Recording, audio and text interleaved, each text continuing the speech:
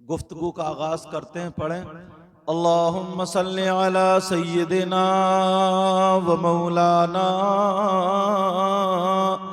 मुहम्मदिन व अला आलि सय्यिदिना व मौलाना मुहम्मदिन व बारिक व सल्लिम सलातन व सलामन अलैका या रसूल अल्लाह सल्लल्लाहु ताला अलैहि वसल्लम। अल्लाह के रसूल सल्लल्लाहु ताला अलैहि वसल्लम इरशाद फरमाते हैं, खम्सुम मिनल गिबादा क़िल्लतुत तुआम वल क़ुऊद फिल मस्जिद वन नज़्रु इलल काबा वन नज़्रु इलल मुस्हफ। आका फरमाते हैं 5 चीजें इबादत में से हैं। कितनी चीजें बोलो? नंबर 1 क़िल्लतुत तुआम, कम खाना इबादत। क्या करना बोलो? और अपना क्या हाल है? कहीं दावत हो जाती है तो डोंगों की खैरियत रहती है क्या? बोलो। कहीं अच्छा खाना मिल जाए 2 लुक़मे कम खाते हो, ज्यादा खाते हो? आका फरमाते क़िल्लतुत तुआम, कम खाना इबादत। अगर 2 लुक़मे कम खाओगे तो नमाज में काहिली नहीं होगी, सुस्ती नहीं होगी, नमाज में थकावट नहीं होगी, आराम से नमाज पढ़ोगे। इसीलिए नबी फरमाते हैं बीमार भी नहीं होगे, कम खाना इबादत। एक जुमला तो ये हो गया। नंबर 2 आका फरमाते हैं 5 चीजें इबादत में से, एक तो कम खाना इबादत। नंबर 2 वल क़ुऊद फिल मस्जिद, मस्जिद में बैठना इबादत। मस्जिद जाते हो? अरे बोल नहीं रहे हो, क्या बात? कहीं ऐसा तो नहीं है 8वें दिन चल रही हो? हमारे यहाँ सुन्नियों में ये बहुत कमी है, नारे इतने लगाएगा कि कूद कूद के नारे लगाएगा और नमाज एक टाइम की नहीं पड़ेगा, और जन्नत अपने अब्बा की। मौलाए कायनात हजरत अली रज़ी अल्लाह ताला अन्हु सैयदों के बाप, और ये गुनाहगार भी सैयद है, सैयदों के बाप, उनके बेटे हसन हुसैन जन्नती जवानों के सरदार, उनकी बीबी सैयदा फातिमा जन्नती औरतों की सरदारा, उनके ससुर मोहम्मदुर रसूलुल्लाह कायनात के मालिक। मगर मेरे नबी ने चलते फिरते कह दिया अली तुम जन्नती हो, उमर तुम जन्नती हो, उस्मान तुम जन्नती हो, अबू बकर तुम जन्नती हो। कोई माई का लाल ये नहीं बता सकता। जिस दिन मेरे नबी ने कहा अली तुम जन्नती हो, उमर तुम जन्नती हो, 10 सहाबाए किराम से कहा तो उन्हें तो नमाज अब पढ़ने की क्या जरूरत, क्योंकि वो तो जन्नती है। और नबी ने कह दिया है इतना मोटा तकिया लगा के लेट जाना चाहिए। मगर पूरी दुनिया की तारीख पढ़ करके देख लो, मौलाए कायनात की उसके बाद भी एक टाइम की नमाज नहीं छूटी। और अपना क्या हाल है? एक आधी टाइम की पढ़ते और जन्नत अपने अब्बा की। जन्नत में जाओगे तो, क्योंकि मन क़ाल ला इलाहा इल्लल्लाह, जिसने कलमा पढ़ा वो जन्नत में जाएगा। दखला फिल जन्नह, जन्नत में जाएगा। बात सही है, मगर उससे पहले कब्र में कुटाई पिटाई डेंटिंग पेंटिंग धुलाई होगी। पहले तो कब्र में खूब कूट लिया जाएगा बढ़िया होकर के, बाद में जन्नत में जाओगे जब सारी जंग छूट। जिस दिन अगर हमारे अंदर से ये बात निकल, यार मैं कभी कभी देखता हूं ना, अल्लाह ने हमें कितना प्यारा मौका दिया। वली हमारे पास, गौस हमारे पास, गरीब नवाज हमारे पास, कुतुब हमारे पास, सारी चीजें हमारे पास, तो नमाजें भी हमारी सबसे अफजल और आला होनी चाहिए। अब जरा हिंदुस्तान के राजा हम सबके ख्वाजा गरीब नवाज को देखो। कोई माइका लाल ये नहीं बता सकता कि गरीब नवाज की एक टाइम की नमाज छूटी हो। वो तो कह सकते थे मेरे बाबा, मेरे नाना, मेरे दादा मौला कायनात हजरत अली है, मेरी दादी नानी सैयदा फातिमा है, मुझे नमाज पढ़ने की क्या जरूरत है, मैं तो जन्नती हूँ, आले रसूल हूँ। मगर गरीब नवाज की एक टाइम की नमाज नहीं छूटी, इसलिए पता है नमाज नबी की आंखों की ठंडक है। थोड़ी सी अगर ये कमी हमारे अंदर से दूर हो जाए ना, तो हमसे ज्यादा कामयाब कोई नहीं है। मगर तुमने देखा होगा ना, रमजान में भी शब कदर में अगर नियाज बढ़ती होती है ना, तो एक हाथ में ले लेगा और इधर पीछे रख के कहेगा लाता क्यों नहीं। मस्जिद में भी घोटाला, मस्जिद में भी धोखा, नियाज डबल ले लेगा और नमाज सिंगल भी नहीं पड़ेगा। ये हमारे हालात है साहब, ये हमारे हालात। पूरी दुनिया के मौलवियों मुफ्तियों को टकरा लियो, अगर मेरी बात गलत साबित हो जाए तो मुंह मांगा इनाम। इसलिए पहले मैं मदरसे में पढ़ा हूं, बाद में स्टेज पे आया। ये भी तुम्हें बता दूं, पूरी दुनिया के मौलवी मुफ्तियों से पूछ लो, अगर कोई नमाज ना पढ़े, कोई चाहे वो पीर हो, मौलवी हो, हाफिज हो, कारी हो, तुम हो या मैं हूं, अगर कोई भी नमाज ना पढ़े और पूछो होशो हवास में है, आकिल भी है, बालिग भी है, और नमाज ना पढ़े तो वो अल्लाह का वली हो ही नहीं सकता।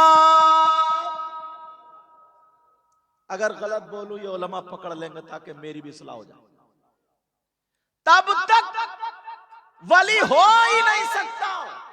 हाँ, अगर हालत जज्म में है, जैसे साबिर पाक 12 साल गूलड़ की लकड़ी पकड़े खड़े रहे, अब कोई ये कह दे कि साहब 12 साल की नमाजें कहां गई, तो उनसे ये पूछो उनका खाना कहां गया, उनका पीना कहां गया। समझे, वो हालत जज्म में थे, और जब हालत जज्म में मतलब जज्ब की कैफियत तारी हो जाती है तो उस वक्त शरीयत के अहकाम उठ जाते हैं, फिर वो जो भी काम करता वो इबादत है। समझ रहे मेरी बात। हमारे यहाँ सैयदना हाफिज शाह जमालुल्लाह रामपुर में, उनके खलीफा शाह दरगाही महबूब इलाही, वो 12 साल जंगल में खड़े रहे, तो लोगों ने एतराज किया कि नमाज कहां, और जो नमाज ना पढ़े वली नहीं हो सकता। तो उनसे फिर ये सवाल हुआ कि उन्होंने पानी कहां पिया, खाना कहां खाया, लैट्रीन बाथरूम का, खड़े कहां रहे, सोए कहां। वो हालत जज्म में थे, उन पर कैफियत तारी थी, बस तू मुझे देख मैं तुझे देख। जब तक बिके न थे तो कोई पूछता न था, तुमने खरीद के अनमोल कर दिया। ये तो समझ ही रहे होगे। लेकिन मैं जो बताना चाह रहा हूं जरा तवज्जो कर लो, गौर कर लो। अगर तुम्हें होश है, मेरा हाथ का, मेरा पांव का, मेरी जबान का, मेरी आंख का, आकिल हो, बालिग हो, होश में हो, तो तुम पर 5 वक्त की नमाज फर्ज है। नबी फरमाते वल कुऊद फिल मस्जिद, मस्जिद में बैठना इबादत। अब जाया करोगे, हमारे यहाँ चंदे बहुत होते हैं, मस्जिद भी बना लेते हैं इकट्ठी करके, मगर नमाजी नहीं बना पाते। नमाजी पहले कच्ची मस्जिदें थी, छपरों की मस्जिदें थी, मगर नमाजी पक्के थे। गरीब नवाज को जरा देखो, जब आए अजमेर की सरजमीन पर तो अपने साथ वाले फकीरों से कहा बेटा मस्जिद बनाएंगे। उन्होंने तो नहीं कहा कि चलो महल बनाएंगे, उन्होंने क्या कहा, पत्थर रात को उठा उठा के जो फकीर तसादे बना रहे, पता चल गया पृथ्वीराज चौहान को। उसने कहा सारे दुकानदारों से, रात को लाइट वाइट का जमाना नहीं था, चराग जला करके और काम होता था, सारे दुकानदारों को खबर भिजा दी कोई भी इन फकीरों को तेल मत देना। करबला में सैयदों पे पानी बंद हुआ, अजमेर में तेल बंद हो गया। मगर वो गरीब नवाज थे। जब कहा ख्वाजा कुतुबुद्दीन बख्तियार काकी ने कहा हुजूर तेल बंद हो गया, का परेशान मत हो, परेशान मत हो, हम अल्लाह के घर का काम कर रहे। जब शाम हो गई तेल लेने के लिए गए, सबने मना कर दिया, तेल नहीं देंगे, तेल नहीं देंगे। गरीब नवाज ने कहा लाओ जरा लोटा उठा करके लाओ, मैं वुजू बनाता हूँ। गरीब नवाज ने वुजू बनाया और वुजू का जो पानी था वो इकट्ठा कर लिया। गरीब नवाज बोले मेरे वुजू का पानी चरागों में डाल दो। सारा पानी चरागों में डाल दिया, वो तेल की तरह जलने लगा। वही किरण तो कलीमी साहब के रूप में तुम्हारे पास आई है, चिश्तिया सिलसिले की। समझ रहे हैं मेरी बात? मगर अब हम मुझे तवज्जो दिलाना ना, अल्हम्दुलिल्लाह हम सारे काम अच्छे करते हैं, बस थोड़े नमाज से पीछे।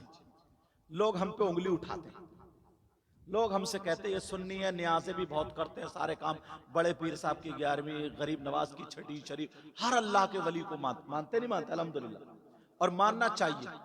मगर ये लोग नमाज से पीछे रहते हैं। नमाज जिस दिन अगर तुम्हारी ये कमी दूर हो गई ना, तो कोई माई का लाल हमारा हाथ पकड़ नहीं सकता। जिस दिन अगर हमारी और आपकी ये कमी दूर हो गई, बोलो इस कमी को दूर करने के लिए तैयार हो? बोल नहीं रहो, क्या बात है? बिरयानी मंगाऊं क्या? ऐसे ही बोल जाओगे ना, तो बोलो ना अल्हम्दुलिल्लाह। मेरे नबी फरमाते हैं वल क़ुऊदु फिल मस्जिद, मस्जिद में बैठना इबादत। अल्लामा ज़मख़शरी लिखते अगर कोई अल्लाह का बंदा मस्जिद में जाकर के खाली बैठ जाए, नमाज का टाइम भी नहीं है, कुरान की तिलावत भी नहीं कर रहा है, खाली बैठ जाए, तो जितनी देर बैठेगा हर हर सांस पर अल्लाह ताला उसे 400 नेकियां अता फरमाएगा। 400 नेकियां। अल्लाह, मगर ऐसा लगता है जैसे हमारे गोदाम भरे हुए, अब नेकियों की जरूरत ही नहीं है। नेकियों की, अच्छा अभी पीर उन्होंने हजरत ने नारा लगाया था ना कि दामन नहीं छोड़ेंगे, इससे बैठे बैठे मुझे एक बात याद आई। हम लोग कहते हैं बोलो नबी का दामन, सब लोग बोलो नबी का दामन, सहाबा का दामन, वलियों का दामन, सब यही कहते हैं ना नबी का दामन नहीं छोड़ेंगे। सच में नहीं छोड़ोगे, ईमानदारी से कह रहा हूं, देख लियो पकड़े जाओगे। बोलो नबी का दामन। सब नारा लगाते हैं, मगर आज तक तुम्हें किसी मौलाना ने नहीं पकड़ा। मैं बताता हूं मेरे नबी, हाँ बात नहीं, हाँ मेरे नबी आज से तकरीबन 1500 साल पहले हयात थे जाहिरी दुनिया में। 12 रबीउल अव्वल 20 अप्रैल सन 571 पीर के दिन सुबह सादिक के वक्त हमारे नबी मक्का शरीफ में पैदा हुए। तुम में से कोई है 1500-1400 साल का? नहीं है कोई औरत? औरतें तो वैसे ही अपनी उम्र कम बताती है 50 की, पूछो कितनी बोली 35 में चल रही है। पता नहीं क्या मुसीबत है ये, बोलो होता नहीं होता। कोई भी नहीं है 1400 साल का। तो तुमने किसी ने हुजूर को देखा माथे की आंखों से, और हुजूर के दामन को देखा? कायदा कुल्लिया ये यहाँ पर अशरफिया में भी पढ़ के आए और दरियापुर में भी पढ़ के आए, मदरसे से पढ़ने वाले। कायदा कुल्लिया ये जो चीज देखी नहीं जा सकती वो पकड़ी भी नहीं जा सकती। जब तुमने नबी का दामन नहीं देखा तो फिर पकड़ा क्या? बोलो, अगर कोई तुमसे पूछ ले अल्लाह के बंदो 3 रोटी खाते हो 1.5 की अकल रखो, इतना झूठ बोल रहे हो जलसे में? बोलो नबी का दामन कहां है, दिखाइए। अरे हमने ये कपड़ा पकड़ लिया तो कहेंगे नहीं छोड़ेंगे, और अब कपड़ा हाथ में नहीं है और कहो नहीं छोड़ोगे, तो बात झूठ होगी नहीं होगी? बोलो नबी का दामन कहां है? जवाब है तुम्हारे पास? कहां से जवाब दोगे? अगर इजाजत हो तो मैं दे दूं जवाब। लेकिन पक्का याद कर लियो, सबने यही कहा नबी का दामन नहीं छोड़ेंगे। दामन का मतलब ये नहीं है, ये दामन गौसे पाक का दामन, गरीब नवाज का दामन तुमने किसी ने देखा ही नहीं तो पकड़ोगे क्या?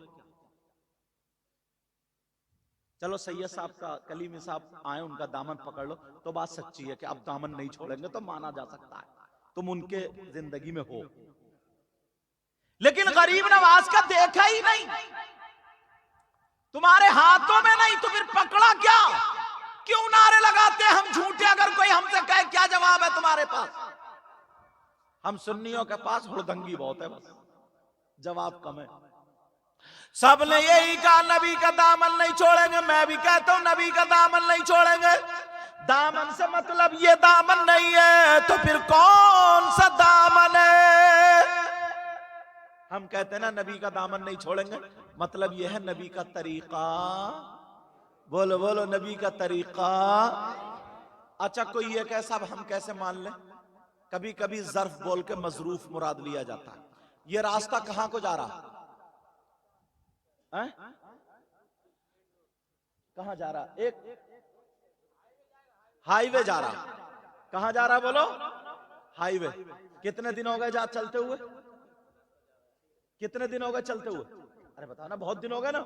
लेकिन बेचारा गया नहीं अभी तक, यही का यही है। समझे मेरी बात? लोग कहते हैं नदी चल रही है रुकी पड़ी है, तो नदी चलती है रुकी है? नदी नहीं चलती है, पानी चलता। कहते हैं यार रोड बहुत चल रहा भाई, रोड चलता है उस पे। यही मतलब है ज़र्फ बोल के मजरूफ मुराद लेना। तशबीह होती है, कभी कोई काला बच्चा है, नाक यहां निकली पड़ी है और मां प्यार में कह रही है वाह मेरे चांद, ले एक चांद ऊपर, अब ये भी चांद हो गया वो भी काला। जरा सोचने की बात है। किसी उस्ताद ने बच्चे से कहा वाह मेरे शेर। शेर के दुम होती है, इसके दुम कहां है? तशबीह। समझ रहे मेरी बात?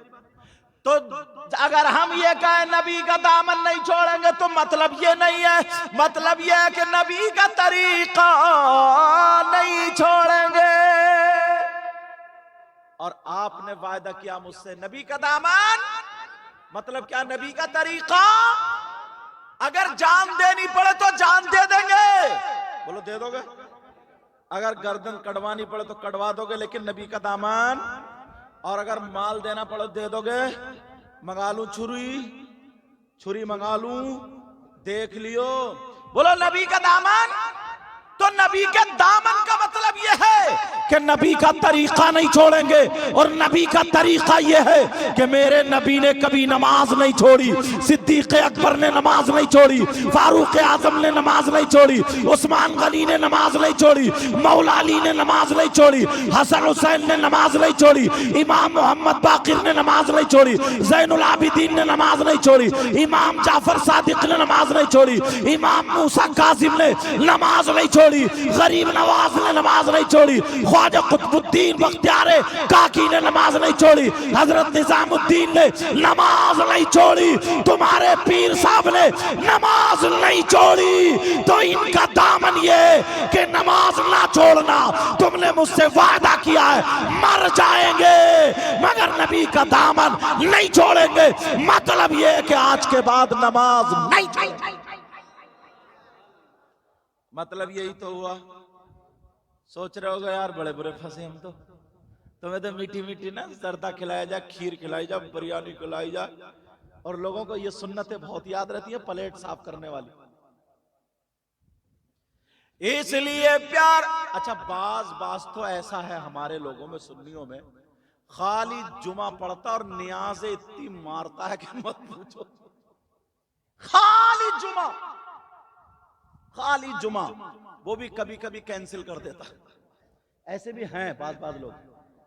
लेकिन जरा देखो, मैं बताना चाह रहा हूं प्यारो, सब यही कहते हैं उनका दामन नहीं छोड़ेंगे। तो दामन है पीर साहब का एक, और कम से कम कई हजार मुरीद हैं। क्या होगा दामन का? दामन का मतलब समझ रहे? उनका तरीका नहीं छोड़ेंगे। और उनका तरीका वही है जो मेरे नबी का तरीका है। और नबी का तरीका नमाजें ना छोड़ना।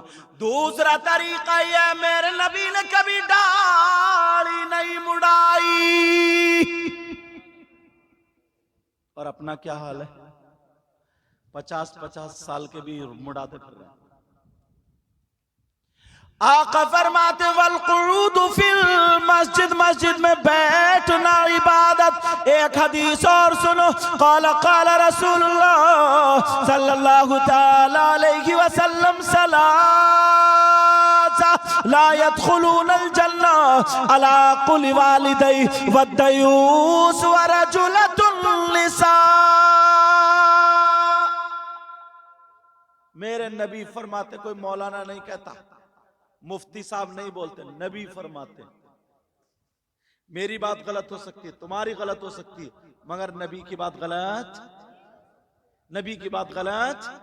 नबी फरमाते मेरी उम्मत में 3 किस्म के गुनाहगार ऐसे हैं जो जन्नत में नहीं जाएंगे। भाई हदीस मैंने पढ़ दी, सलासा ला यदखुलूनल जन्ना अल-आक़ु लिवालिदै वद्दयूस व रजुलतुन निसा। अरबी भी पढ़ता चल रहा हूं ताकि कोई ये ना कह दे अपनी तरफ से कह के चलेगा। 3 लोग जन्नत में नहीं जा सकते। और नबी अगर जिसको जन्नत से रोक दें तो कोई पीर साहब जन्नत में नहीं ले जा सकते। अगर नबी जिसको जन्नत से रोक दें, उसकी नमाजें जन्नत में नहीं ले जा सकती, उसके रोजे जन्नत में नहीं ले जा सकते। अगर नबी जिसको रोक दें तो कोई माई का लाल जन्नत में नहीं ले जा सकता। मेरे नबी फरमाते ला यदखुलूनल जन्ना सलासा, 3 लोग जन्नत में दाखिल नहीं। बता दूं कौन कौन? कहीं ऐसा तो नहीं हम में से ही कोई ऐसा हो। अब मुझसे बंगला तो आती नहीं, एक लफ्ज याद हुआ बड़ी मुश्किल से। कहते नहीं, वो एक ऐसे मौलाना मिल गए, मैंने कहा तो वो बता रहे, बोले सर इसका मतलब ये अमार जन्नत दुआ करोवेन। गलत तो नहीं हो गया? अगर गलत हो गया तो माफ कर दियो यार, डर भी लगा रहता है ना कहीं कहीं गलत ना हो जाए। अमार जन्नत दुआ करोवेन का मतलब ये आप मेरे लिए दुआ कीजिए, ये मतलब है ना। कुछ गड़बड़ हो तो मेरी इस्लाह कर दियो, क्योंकि ये तुम्हारे इलाके का मामला है। तो अब दुआ करोगे, दुआ करोगे मुस्तकबिल बंगला में दुआ कुरान। अच्छा भविष्य, चलो हाँ दुआ कुरान। अब बात ये चल रही थी जनाबे वाला 3 लोग जन्नत में नहीं जा सकते, ये कोई मौलाना नहीं कहता। नबी फरमाते हैं नंबर 1। अब मैं खोल रहा हूं, अब सब लोग अपने अपने गिरेबान में झांक के देखना। मुझे कहते नहीं है कि लोग यार बात बात दिल से बड़ा अच्छा होता। ये मुजफ्फर भाई हैं, कहां भाग गए? निकल गए क्या? अच्छा इन्हें इतनी प्यास लग रही है, ये मेहनत हम कर रहे हैं, पानी ये पी रहे हैं। चलो अल्लाह सलामत रखे। ये मुझे लेने गए ना वहां, तो इतने प्यार से इतने मोहब्बत से हजरत चाय पिए। मैंने कहा ना यार अखलाक, ये जरूर किसी अच्छे शख्स के पास बैठे। नंबर 1 जो जन्नत में नहीं जाएगा, औरतें भी सुन ले मर्द भी सुन ले, कौन जन्नत में नहीं जाएगा? अला कुल्लि वालिदै,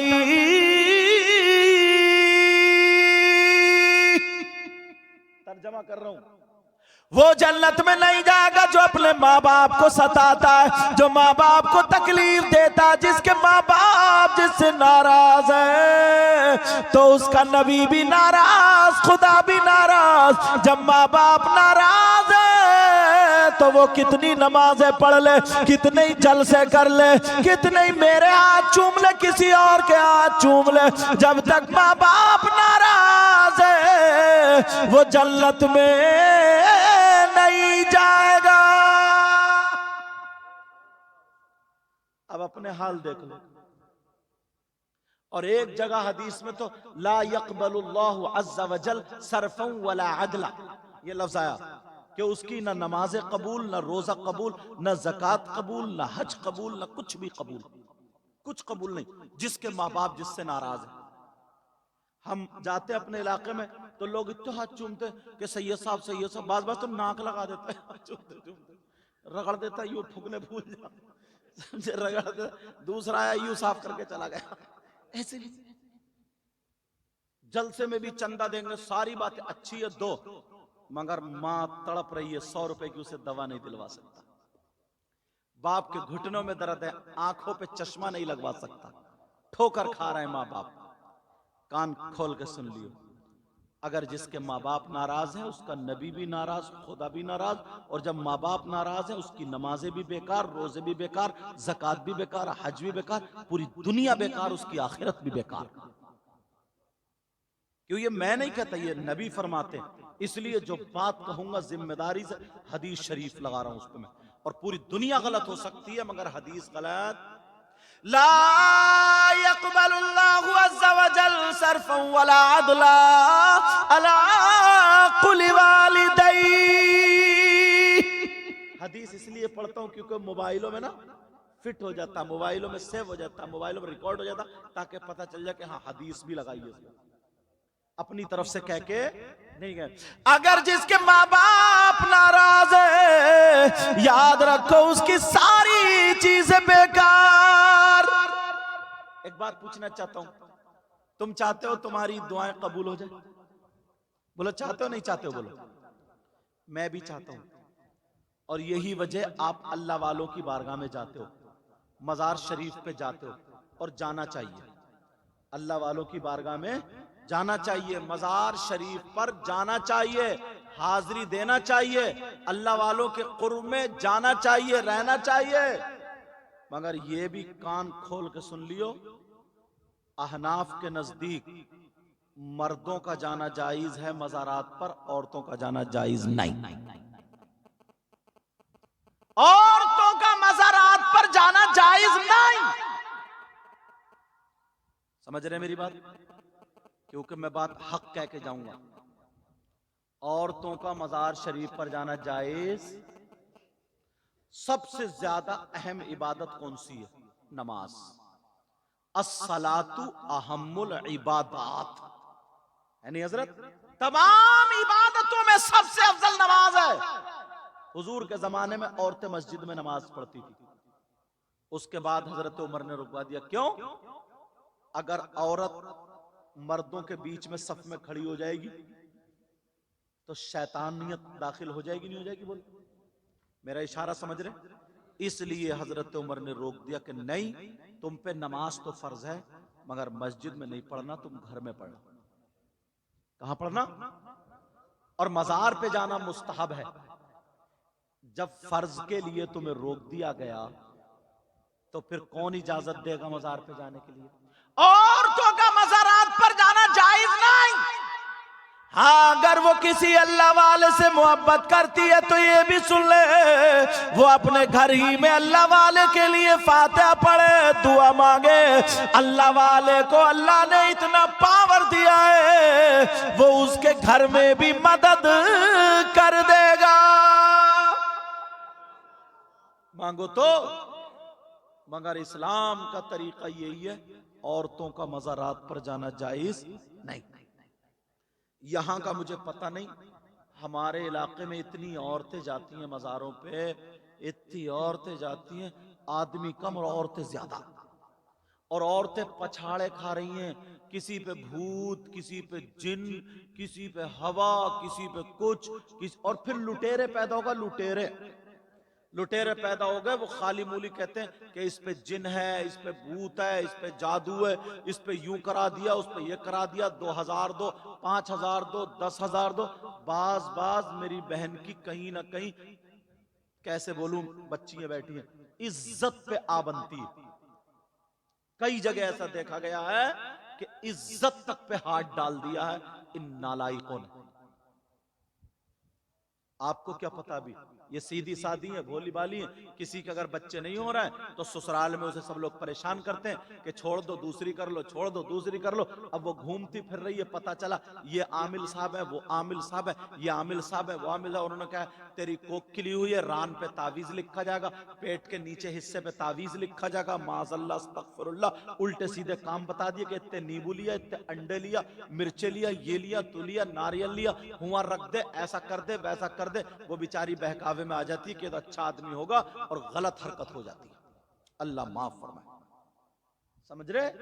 अगर हाँ कोई अल्लाह वाला है, जैसे तुम्हारे यहाँ कलीमी साहब आते हैं, समझे, या कोई और अल्लाह वाले अगर बुजुर्ग आते हैं, तुम जाकर के अपने घर की शिकायत रखो कि हुजूर ऐसे ऐसे मामला, वो दुआ फरमा देंगे गरीब नवाज का वास्ता दे करके और अल्लाह वालों का वास्ता दे करके, तुम्हारे नसीब में तो अल्लाह ताला उनकी दुआओं से तुम्हारे घर में औलाद की शक्ल में फूल खिल जाएंगे।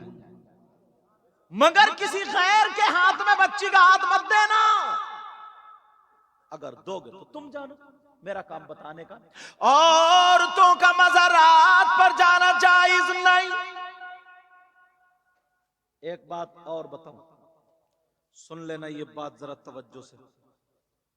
इस गांव का क्या नाम है जरा? कासिम नगर। इस कासिम नगर में कितने घर होंगे? कम से कम 200 होंगे, 400। सब मुस्लिम है और भी है? हाँ मुस्लिम है। कम से कम 400-500 घर है। आप 500 मान लो, 500 घर हैं। मैं गारंटेड बता रहा हूं, अगर 500 घर हैं, 500 घर में अगर 400 घर में लड़कियां हैं ना, तो उनकी बच्चियों पे मोबाइल जरूर होगा। 10-20 ऐसे होंगे जिनके घर में नहीं है, बाकी उनकी जवान बच्चियों पे मोबाइल। मुझे सिर्फ उस बच्ची से नहीं, उसके माँ बाप से 2-3 बातें करनी है। मुझे ये बता दो, हमने भाई, तुम्हारी बहन बेटी तो मेरी बहन बेटी, इस्लामी रिश्ते की हमारी सबकी एक दूसरे की इज्जत बराबर, समझ रहे? और मैं अगर आप लोगों में नहीं बोलूंगा तो क्या पंजाबियों में जाऊं? मुझे इतना बता दो, ये जो हमारी जवान बेटियों पे मोबाइल है, और बाप को भी पता, माँ को भी पता, भाई को भी पता, सब पे जवान बेटियों पे मोबाइल है, मुझे इतना बता दो, इन्हें मोबाइल की जरूरत क्या है? अगर किसी की बेटी पढ़ रही है, इस लायक है, उसे लैपटॉप रखने की जरूरत है रखे, टैबलेट रखने की जरूरत है रखे, मोबाइल रखने की जरूरत रखे, मगर सब पढ़ रही है क्या? ये जवान बेटियों को मोबाइल देने की जरूरत क्या है? किससे बात करेगी? कहां बात करेगी? हिंदुस्तान के हालात देखो, ना जाने कितनी बेटियां गैरों के साथ निकल गई, कितनी बच्चियां मोबाइल के जरिए दूसरों से टच हो गई। मैं पूछना चाहता हूं, हमने जो बेटी को मोबाइल दिया है, इसे मोबाइल की जरूरत क्या है? बाप से पूछूंगा, बताओ क्या फैक्ट्री चल रही है? क्या लड़कियों के कारखाने चल रहे हैं? हवाई जहाज चल रहे हैं? ट्रेनें चल रही हैं? बसें चल रही हैं? ट्रेनें चल रही हैं? कारखाने, फैक्ट्री, मोबाइल के बगैर कारखाने बर्बाद हो जाएंगे, हवाई जहाज डूब जाएंगे, ट्रक और बसों में आग लग जाएगी, ट्रेनें जल जाएंगी, पूरा खानदान भूखा मर जाएगा। मुझे बताओ, ये बेटियों को जो मोबाइल दिया है, इन्हें मोबाइल देने की जरूरत क्या है? आज कोई बाप नहीं बता सकता, मैं बताता हूं। जो लड़की कासिम नगर से निकल कर कभी बाहर नहीं गई, मगर उसके बाद बंबई का फैशन कहां से आया?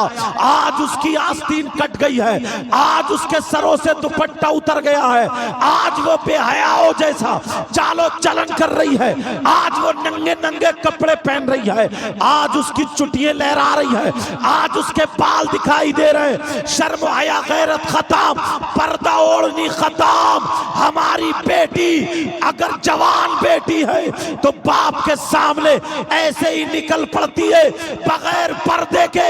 अब मुझे बताओ, तुम्हारे यहाँ शादी हो, शादी में देखो अगर 50 लड़कियां हो, एक भी ढंग के कपड़े नहीं पहने होगी। तुम तो मुसलमान हो, तुम्हारे घरों में ईसाइयों का तरीका कैसे आया? यहूदियों का तरीका कैसे आया? क्रिश्चियन का तरीका कैसे आया? तुम्हारे घर में सैयदा फातिमा का तरीका क्यों नहीं आया? गौसे पाक की माँ का तरीका क्यों नहीं आया? गरीब नवाज की बेटी का तरीका क्यों नहीं आया? साबिर पाक की माँ का तरीका क्यों नहीं आया? ख्वाजा कुतुबुद्दीन बख्तियार काकी की माँ का तरीका क्यों नहीं आया?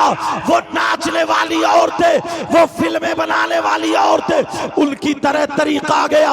आज हमारी बेटी अगर चल रही है तो चलने का ढंग फिल्मों जैसा, पहनने का ढंग फिल्मों जैसा, खाने पीने का ढंग फिल्मों जैसा।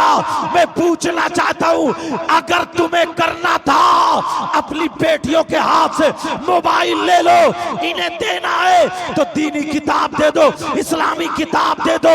अब हमारी बेटी अगर दीनी किताब पढ़ेगी तो सैयदा फातिमा को पढ़ेगी, हजरत मैमूना को पढ़ेगी, हजरत ज़ैनब को पढ़ेगी, हजरत रुकैया को पढ़ेगी, हजरत उम्मे कुलसूम को पढ़ेगी, खदीजतुल कुबरा को पढ़ेगी, फातिमा को पढ़ेगी।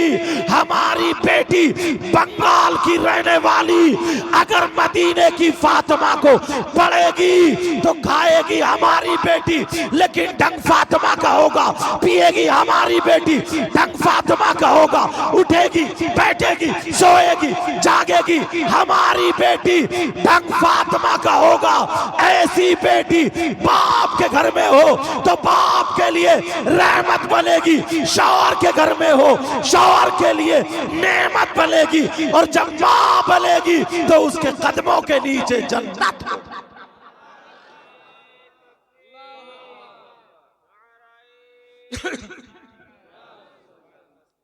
कहीं मैं ज्यादा तेज तो नहीं बोल गया? मैं जज्बात में आ गया, कहीं अपने इलाके जो तेज में बोल गया समझ में ना आयो? बताओ। वैसे हम खाली नारा लगा देते हैं। हालात तो देखो, गिरेबान में झांकना होगा एक मर्तबा। अल्लाह फरमाता या अय्युहल्लज़ीना आमनू कू अनफुसकुम व अहलीकुम नारा। ए ईमान वालो, आपसे कह रहा अल्लाह ताला, ए ईमान वालो, अपने आप को और अपने घर वालों को जहन्नम की आग से बचाओ। कौन आएगा हमारी बेटी को दुपट्टा उड़ाने? मुफ्ती साहब आएंगे, पीर साहब आएंगे, आलिम साहब आएंगे? नहीं, ये बाप की जिम्मेदारी और मां की जिम्मेदारी। किसकी जिम्मेदारी है? मां बाप की जिम्मेदारी है। और ये जो मकतब खोला गया ना, ये मकतब नबी ने फरमाया सबसे पहला मदरसा मां की गोद है। और एक बात और बता दूं, सुन लेना, तुम लोग समझ रहे होगे शायद मैं उनमें कहने खुदा खुदा दूं, करामतें सुना सुना के एकदम जन्नत के दरवाजे पे खड़ा करके आ जाऊं। नहीं, गिरेबान में झांको, अपने आप को देखो तो पता चलेगा हम कितने पानी में। तुम्हें अपनी कब्र में अपना हिसाब देना होगा। समझ रहे मेरी बात? कब्र में अपना हिसाब देना होगा। सबसे पहले नबी ने फरमाया सबसे पहला मदरसा मां की गोद है, मकतब। जैसे ये मकतब है, यहां से बच्चे, छोटे छोटे बच्चे कुरान शरीफ पढ़ेंगे, बच्चियां कुरान शरीफ पढ़ेंगी, उर्दू पढ़ेंगे, उर्दू पढ़ेंगे। इन्हें खाने पीने का ढंग आएगा, चलने फिरने का ढंग। छत पे चढ़ने के लिए पहले जीना बनाया जाता है, सीढ़ी बनाई जाती है, पहले कदम, दूसरा कदम, तीसरा कदम, चौथा, फिर छत पे चढ़ो, आगे बढ़ के फिर इल्म सीखो। मुबारकबाद के लायक है आप लोग। लेकिन मैंने बताया था ना, नबी फरमाते हैं 3 लोग जन्नत में नहीं जा सकते। एक तो वो जो माँ बाप का नाफरमान हो, और दूसरा दयूस जन्नत में नहीं जा सकता। दयूस कौन है? दयूस कहां रहता है? दयूस किसका नाम है? आप सोच रहे होंगे। अब वो माँ बाप सुन लें जिनकी बेटियां बेपर्दा घूमती, वो माँ और बाप सुन लें जिनकी बेटियां ब्याह शादियों में ऐसे ही आवारा घूमती, जिनकी बेटियां मोबाइलों पे दूसरे लड़कों से चैटिंग और मोबाइल पे बात करती। वो माँ बाप सुन ले जिनकी बेटियां ऐसे कपड़े पहनती हैं जिनसे उनके जिस्म की नुमाइश होती है, जिस्म दिखता है, जिस्म जाहिर होता है, उनके चलने की झनकार निकलती है। वो माँ बाप जिनकी बेटियां आवारा हो, जिनकी बेटियां बेपर्दा हो, जिनकी बेटियां मोबाइल पे चैटिंग सेटिंग और दूसरों से बातें करती हो, और वो माँ बाप राजी हो उसके चलने फिरने से, पहनने ओढ़ने से, तो वो माँ बाप दयूस है। दयूस है, दयूस है। और नबी फरमाते हैं दयूस जन्नत में नहीं जा सकता। लाओ कोई अगर माई का लाल है तो ये कहे कि हाँ वो जाएगा, क्योंकि नबी फरमाते हैं पूरी दुनिया गलत हो सकती है मगर नबी की बात गलत। बोलो नबी की बात गलत। और आज के बाद सारे लोग अपने अपने घरों पर जिम्मेदारी रखोगे। ये छोटे छोटे बच्चों को इल्म दो।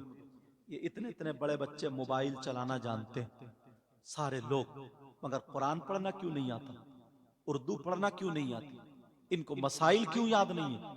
इसलिए तुमने पढ़ने नहीं बिठाला, इसलिए ये आगे नहीं बढ़े, मकतब में नहीं पहुंचे। यही वजह है इसकी। इनकी बुनियाद रखो। मकान बनाने के लिए सबसे पहले बुनियाद खोदनी पड़ती है। उसी इल्म की बुनियाद का नाम है मकतब। समझ रहे हैं ना मेरी बात? नबी फरमाते हैं दयूस जन्नत में नहीं जा सकता। मैंने कहा था सारे लोग तुम चाहते हो तुम्हारी दुआएं कबूल हो जाए, यहीं से तो बात कटी थी। बोलो चाहते हो? मैं भी चाहता हूं, इसीलिए अल्लाह वालों की बारगाह में जाते हो। और जाना चाहिए, मगर औरतों का जाना जायज नहीं है। मगर एक बारगाह मैं भी बता दूं जहां पर 100 के 100% दुआ कबूल। अगर ना हो तो मेरा दामन पकड़ लेना। 100 के 100% दुआ कबूल। चलोगे? जाओगे? चैनल वालों मेरी तरफ बेटा, जाओगे? वो बारगाह कौन सी है जहां पर 100 के 100% दुआ कबूल? आप समझ रहे होगा हजरत नैनीताल की तरफ से आए, हजरत रुद्रपुर रामपुर की तरफ से आए, बरेली के आगे से आए, वही बताएंगे। याद रखो, अगर वहां जाके तुमने दुआ कर ली और दुआ हो गई तो 100 के 100% दुआ कबूल, रद्द नहीं। उस बारगाह का पता लिख लो, नोट कर लो, लिखने वालों लिख लो, भूलना नहीं। आसान है, दूर लेकर के नहीं जाऊंगा, करीब में है, औरतों का जाना भी जायज है। कौन सी बारगाह है? वो बारगाह कहीं और नहीं है, कहीं उत्तर प्रदेश नहीं जाना, कहीं दिल्ली के आगे नहीं जाना, कहीं नैनीताल नहीं जाना। वो बारगाह है तुम्हारी माँ, तुम्हारे बाप, तुम्हारे माँ बाप की बारगाह है। माँ बाप को राजी कर लो। जब माँ बाप की खिदमत कर लोगे माँ बाप राजी हो जाएंगे। माँ बाप का दामन पकड़ लो। जब माँ बाप राजी हो, इनका दामन पकड़ के, दामन पकड़ के इनसे दुआ करा लो। अगर माँ बाप लड़खड़ाते हुए हाथों से तुम्हारे लिए दुआ कर दे तो खुदा की कसम माँ बाप की दुआ रद्द नहीं हो सकती। इसलिए ये कोई और नहीं कहता, मदीने के ताजदार अहमद मुख्तार फरमाते हैं दुआउल वालिदैन अन औलादिहिमा का दुआई नबी जी अन उम्मतिही। नबी फरमाते हैं माँ बाप की दुआ औलाद के हक में ऐसी होती है जैसे मुझ मोहम्मद की दुआ मेरी उम्मत के हक में हुआ करती है।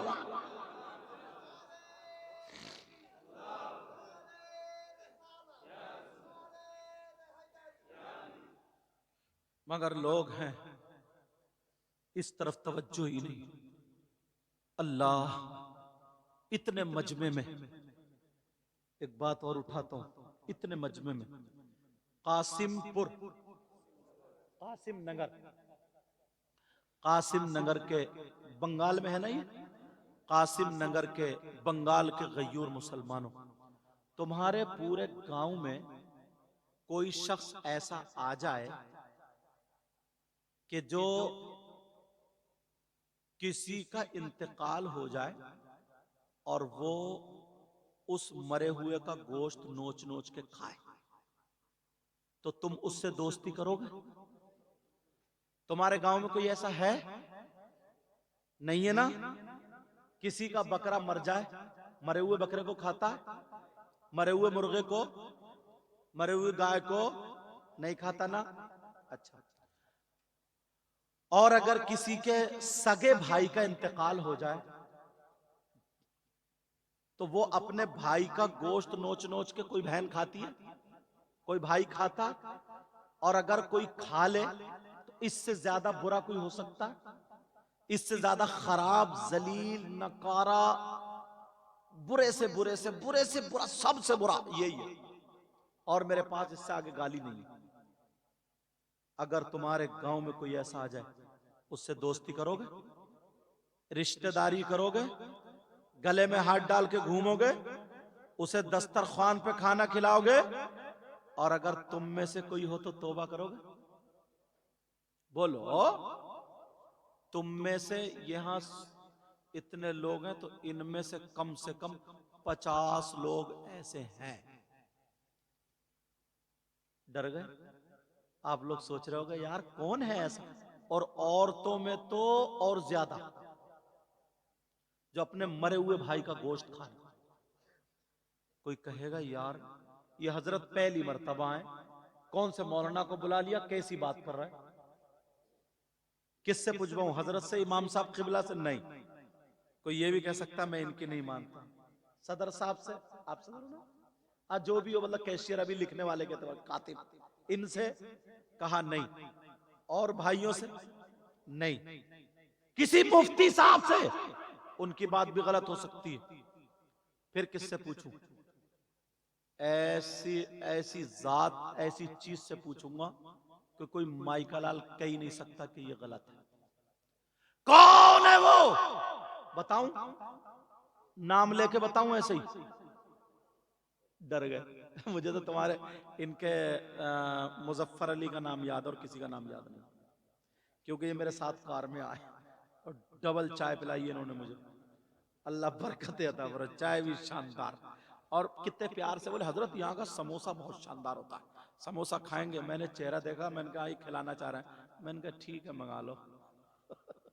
तो 3 समोसे हम 3 लोगों के लिए और 15 समोसे अपने घर के लिए पैक करा के लाएंगे। पूछो, अब मुझे लगता है रात भर ये बैठ के खाएंगे। चलो, तो कौन है वो? किससे पूछोगे? कुरान से पूछो, अल्लाह के कलाम से पूछो। क्या कुरान गलत हो सकता है? कुरान का हर लफ्ज सच्चा, कुरान का हर हर्फ सच्चा, एक नुक्ता सच्चा। और अगर कुरान को कोई गलत माने तो मुसलमान हो सकता है, कुरान को कोई झूठा माने तो मुसलमान हो सकता है, कुरान के किसी हर्फ को झुटलाए तो मुसलमान हो सकता है। कितनी बड़ी दाढ़ी हो, कितनी बड़ी पगड़ी हो, कितनी नमाजें पढ़ता हो, कुरान को गलत माने तो मुसलमान हो सकता है। अब मैं कुरान से दलील दूंगा, कुरान की आयत पढ़ूंगा सबके सामने। मोबाइल में तर्जमा देख लियो, गलत हो तो सबके सामने तौबा, क्योंकि जो बात कह के जाऊंगा पक्की। कौन है वो जो अपने मरे हुए भाई का गोश्त खाता है? मर्दों में 50%, औरतों में 60 बल्कि 70%। औरतें कहते हैं छी छी छी, बाज तो गोश्त खाती भी नहीं है, और मरे हुए भाई का गोश्त। लेकिन कुरान की आयत पढ़ूंगा, बिस्मिल्लाहिर्रहमानिर्रहीम, वला यग़्तब बादुकुम बादा अयुहिब्बु अहदुकुम अन यअकुला लहमा अखीहि मैतन फकरिहतुमूह। पूछो आयत है कि नहीं? ये लोग सब पढ़े, पूछो। और तुम भी इतना तो जानते ही हो, अब इसका तर्जमा कर रहा हूं बड़ा आसान करके। कौन है जो अपने मरे हुए भाई का गोश्त खाता? तुमने मुझसे वादा किया तौबा करेंगे, आज जरा देखो कौन है वो है जो एक दूसरे की गीबत करता है, जो चुगली करता है, पीठ पीछे बुराई करता है। अब देखो कितने मुसलमानों में पीठ पीछे बुराई करने वाले, क्या इस गांव में कोई नहीं है? गीबत करने वाला कोई नहीं है, चुगली करने वाला कोई नहीं है, कितनी औरतें चुगली करती है, कितने आदमी गीबत करते हैं, पीठ पीछे बुराई करते हैं, चायों की दुकान पे, होटलों पर या कहीं और खड़े होकर तेरी मेरी गीबत, बुराई, पीठ पीछे चुगली, बुराई करने वालों, चुगली करने वालों, अल्लाह फरमाता है गीबत करने वाला, चुगली करने वाला, पीठ पीछे बुराई करने वाला ऐसा है जैसे मरे हुए भाई का गोश्त खाने वाला हो। पूछो इनसे, तुमने कहा था तौबा करेंगे, आज के बाद गीबत करोगे किसी की? बोलो हो? चुगली करोगे, पीठ पीछे बुराई करोगे? नहीं करोगे तो हाथ उठाओ सब लोग और तौबा करो। हाथ उठाओ सब लोग, बोलो या अल्लाह हम अपने गुनाहों से तौबा करते हैं, आज के बाद किसी की गीबत नहीं करेंगे, चुगली नहीं करेंगे, पीठ पीछे बुराई नहीं करेंगे। रख लो, ये हुई हमारी तौबा। ये क्या हुई बोलो? मगर तौबा पक्की करियो, ऐसा ही नहीं है कि अभी यहां तौबा कर ली और सुबह से फिर शुरू। ऐसे हैं कुछ लोग, सुबह से फिर शुरू। गीबत मत करना, चुगली मत करना, पीठ। सहाबा के दरमियान नबी ने फरमाया कुछ लोग हश्र में दो चेहरे वाले होंगे। हमारा चेहरा आगे को है ना, आपका भी, लेकिन हश्र में कुछ लोग ऐसे होंगे जिनका आगे को भी चेहरा होगा और इधर पीछे को भी चेहरा होगा, लंबे लंबे, लोग डर जाएंगे, ये कौन है? नबी ने फरमाया ये मेरे वो उम्मती हैं जो इधर की इधर और इधर की इधर कर दिया करते थे। समझ रहे मेरी बात? इधर की इधर और इधर की इधर लगा दिया करते थे। आज के बाद किसी की गीबत तो नहीं करोगे, चुगली तो नहीं करोगे? बोलो हाँ ना बोलो। पीठ पीछे बुराई तो नहीं करोगे? और सुनो, कुछ लोग जहन्नम में ऐसे होंगे, कैसे?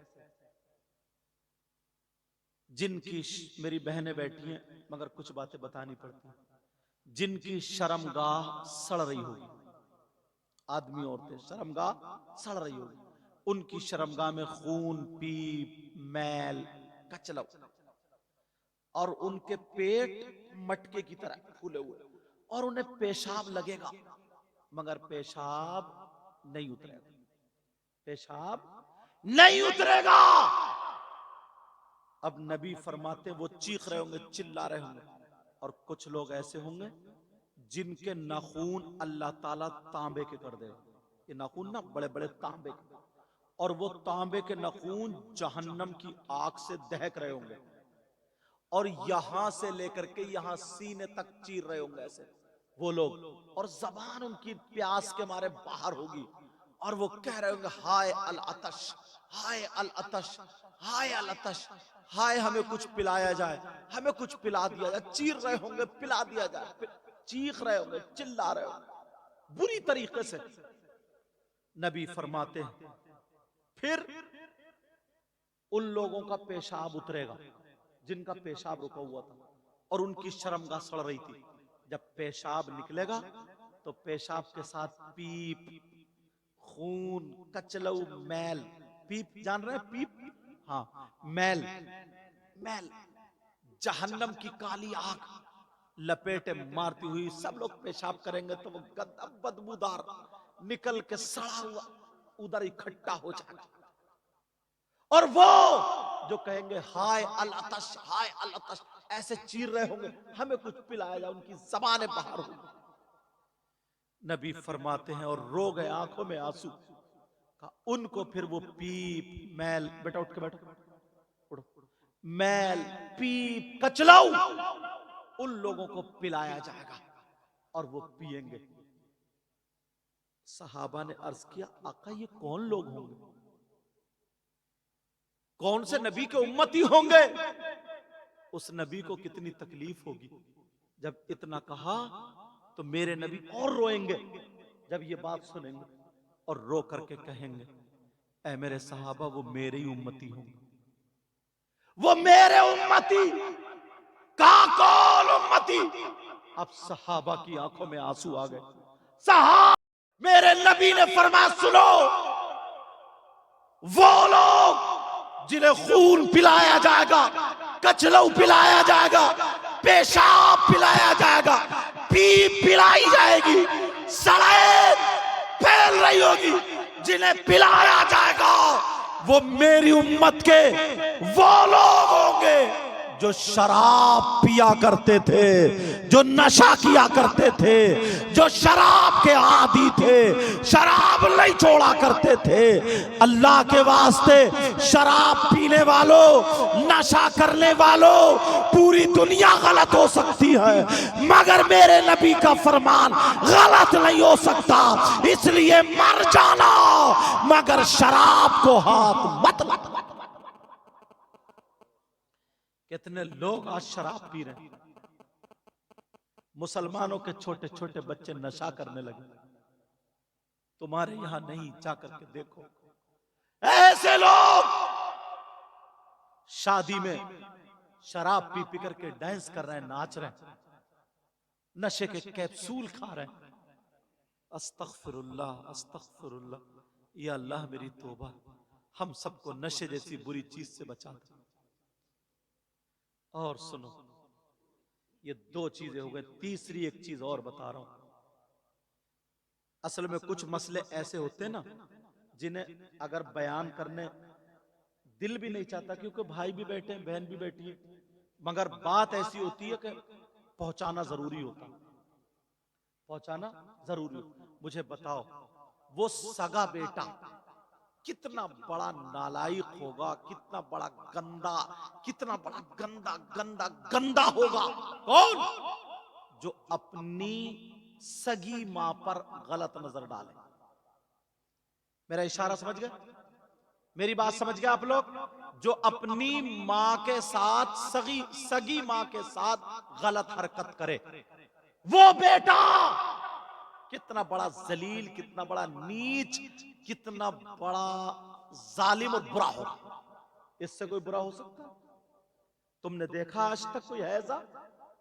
मर जाएगा, मगर जिस मां ने पैदा किया, जिस मां ने 9 महीने पेट में रखा, जिस मां ने अपना दूध पिलाया और उसके साथ गलत हरकत करे, आज मुसलमानों में 5% हो गए।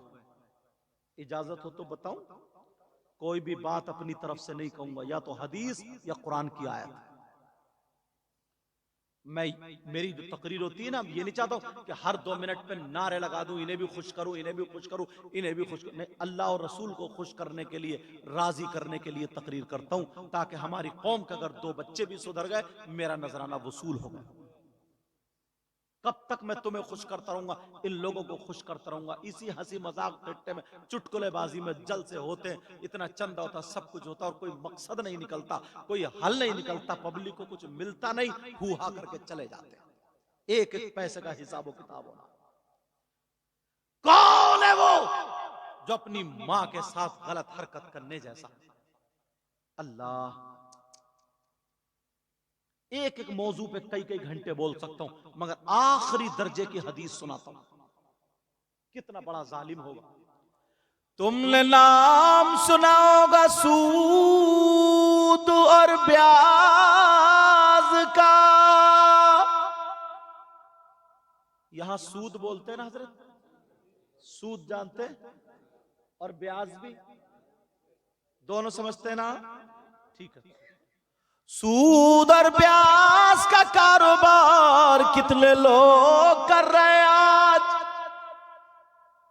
पैसे दे दिए, किसी के बच्ची की शादी है, पैसे वाला 10,000 दे दिए, फसल में 12 लिए, 50 दे दिए, 60 लिए, 1 लाख दिए, 1,20,000 ये 10 लिए। सूद का कारोबार करने वालों, रुपया खाने वालों, पैसा करने वालों, सुनो, मेरे नबी फरमाते, सूद और ब्याज इस कोने से लेकर के इस तक कम से कम 100 फूल होंगे एक अंदाजे में, ठीक? वो ये पूरे 100 फूल। नबी फरमाते, सूद और ब्याज का जो गुनाह है, उस गुनाह के 70 हिस्से। कितने? और एक हदीस में 73 का जिक्र भी आया, लेकिन 70 वाली बता दूं, 70 हिस्से। इतना बड़ा, इतना बड़ा, इतना बड़ा, इतना बड़ा, इतना बड़ा, इतना बड़ा, इतना बड़ा, उतना बड़ा, सबसे छोटा वाला उधर, फिर बड़ा, फिर बड़ा, फिर बड़ा, फिर बड़ा, फिर बड़ा, फिर और सबसे बड़ा। 70 हिस्से।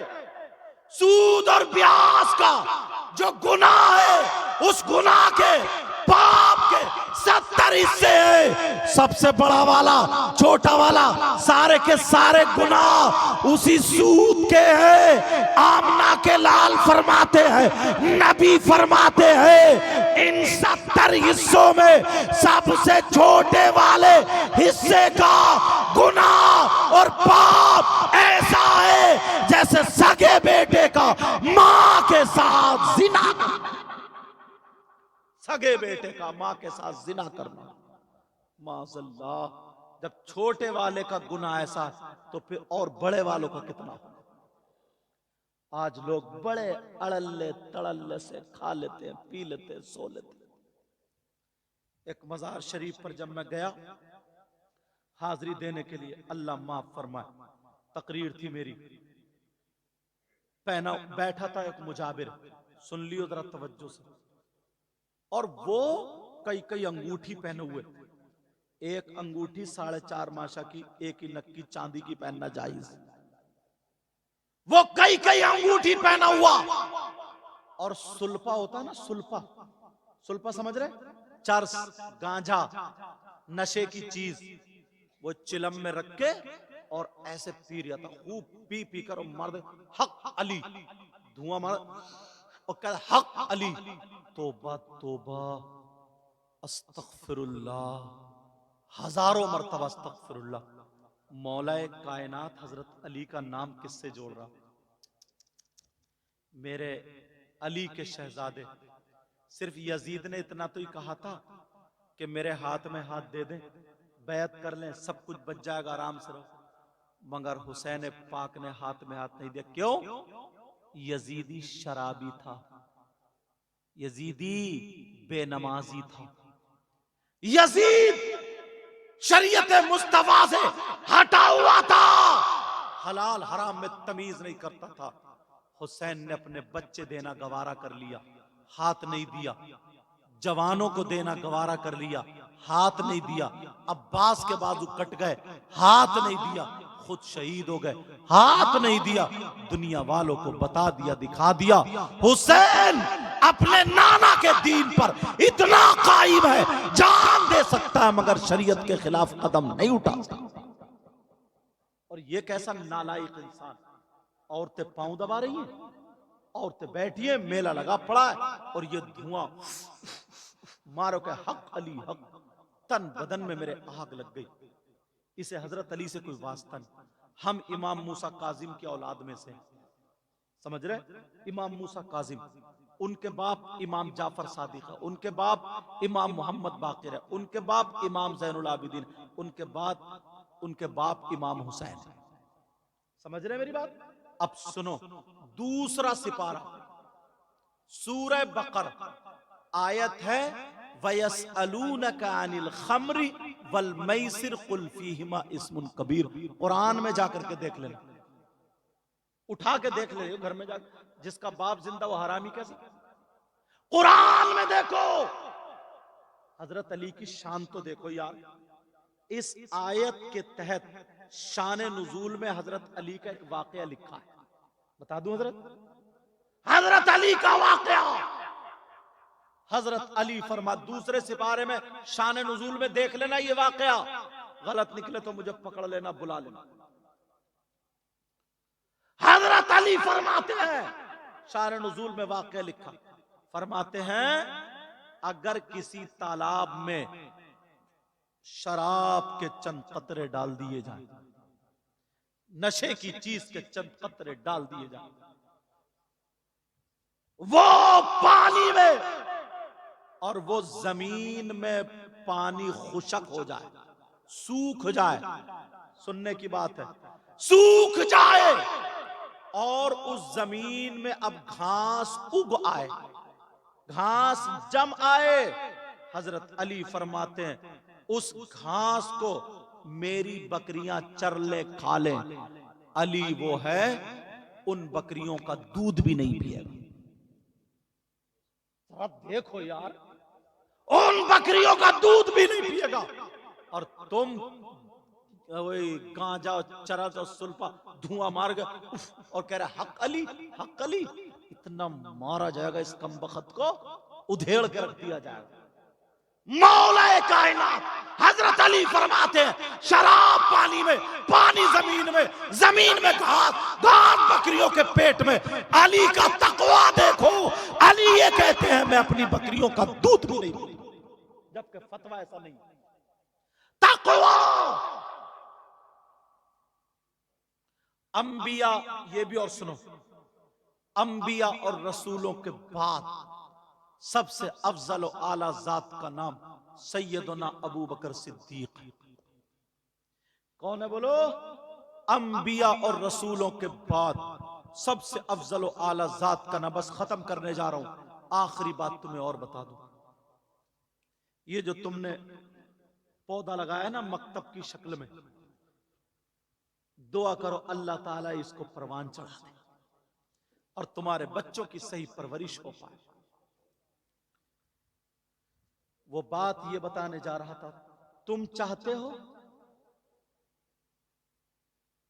कि तुम्हें 1 क्विंटल सोना अल्लाह की राह में खर्च करने का सवाब मिल जाए? कितना सवाब?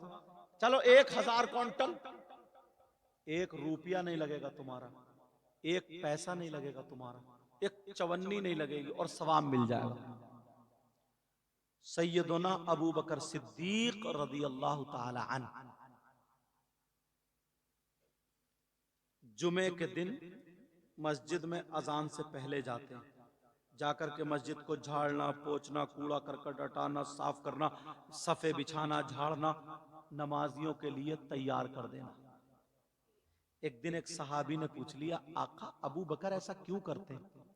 अब मेरे नबी मिंबर शरीफ पे खड़े होकर के बताते हैं, कयामत तक के मुसलमानों के लिए पैगाम है, अगर कोई मस्जिद को झाड़ेगा, पोछेगा, साफ करेगा, नमाजियों के लिए तैयार कर देगा और 1 मुट्ठी कूड़ा निकाल के मस्जिद से अलग डाल देगा, तो नबी फरमाते हैं ये ओहद पहाड़ देख रहे हो? सहाबा का जी, सहाबा ने कहा जी। तो नबी ने फरमाया इस ओहद पहाड़ की बराबर सोना अल्लाह की राह में सदका करने का सवाब मिल जाएगा। करो तभी तो। मगर मस्जिदों से हम दूर हो गए, नमाजों से हम दूर हो गए। वैसे कहते हैं कामयाबी नहीं है, खैर और बरकत नहीं है, यूं नहीं है, तू नहीं है। तुम्हारा मजहब इतना प्यारा मजहब है ना, इतना प्यारा मजहब है। मालूम है अजान होती है अब से नहीं 1500-1400 साल पहले से, अल्लाहु अकबर अल्लाहु अकबर, अल्लाह सबसे बड़ा, अल्लाह सबसे बड़ा, अशहदु अल्ला इलाहा इल्लल्लाह, मैं गवाही देता हूँ अल्लाह के सिवा कोई माबूद नहीं, अशहदु अन्ना मुहम्मद रसूलुल्लाह, मैं गवाही देता हूँ बेशक मोहम्मद अल्लाह के रसूल है। हय्या अलस सलाह, आओ नमाज की तरफ, हय्या अलल फलाह, आओ कामयाबी की तरफ। और तुम जा रहे हो दुकान की तरफ, तुम जा रहे हो खेत की तरफ, इधर मस्जिद से मौजिन साहब ऐलान कर रहा है आओ कामयाबी की तरफ, आओ कामयाबी की तरफ, आओ। कोई भी ऐसा नहीं है जो कामयाब हुआ और उसने मस्जिद का दरवाजा छोड़ा। सारे कामयाब वाले, उनकी हिस्ट्री उठा करके देखो, वो मस्जिद से ही निकले। कहां से निकले बोलो? मस्जिद से। हमारे हाथ में दोनों लड्डू हैं, नियाजी भी हम हैं और नमाजी भी हम होंगे इंशाअल्लाह। बोलो, नियाज करने वाले भी हम हैं और नमाज पढ़ने वाले भी बोलो हम हैं। बोलो इंशाअल्लाह इंशाअल्लाह इंशाअल्लाह। मैंने कुरान की आयत पढ़ी थी, इन्नल्लज़ीना आमनू, बेशक वो लोग जो ईमान लाए, व अमिलुस्सालिहात, और जिन्होंने अच्छे काम किए, उलाइका हुम खैरुल बरिया, यही वो लोग हैं जो अल्लाह की मखलूक में सबसे बेहतर हैं। इसमें जो गलती हो गई हो सबको गवाह बना करके तौबा करता हूं।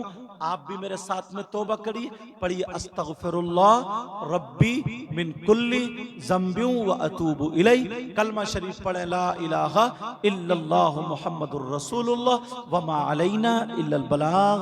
अस्सलामु अलैकुम व रहमतुल्लाहि व बरकातुहू।